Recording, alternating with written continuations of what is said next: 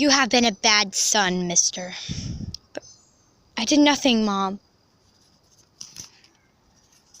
I'm sorry for whatever I did wrong.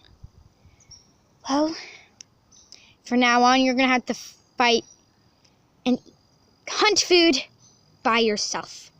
And don't come crying to me when you don't want to do it anymore, because, well, it's your fault. You broke the promises.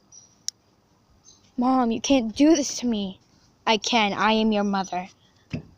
I gave birth to you. I can do whatever I want, and I can say whatever I want. What about Dad? What would he say about this? You're turning into a monster, Mom. What would Dad say? What would Dad do? What would Dad do if he saw you like this? You're right. I have been a little aggressive. I'm sorry. It's okay, Mom. I'm sorry too, Mom. It's okay.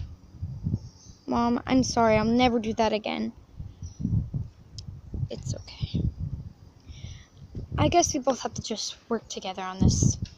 And I'm sorry if I've been a little jerk. I've just hard to deal with what happened with Dad. I'm going through it too, Mom. I'm just glad we can both understand each other. And Terrio, I'm glad to have you as a son. I'm glad to have you as a Mom. Yeah, from now on, no more fighting. I can agree on that, Mom. I love you, Mom. I love you too. We must promise something. What is it, sweetheart? Do you promise that we'll never do this again and always agree with each other, no matter whatever we want to say, whatever we want to do? I promise. Okay, Mom.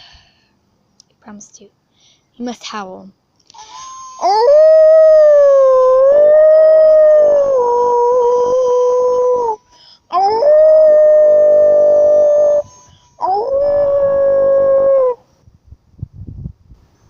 Now the promise has not been broken yet.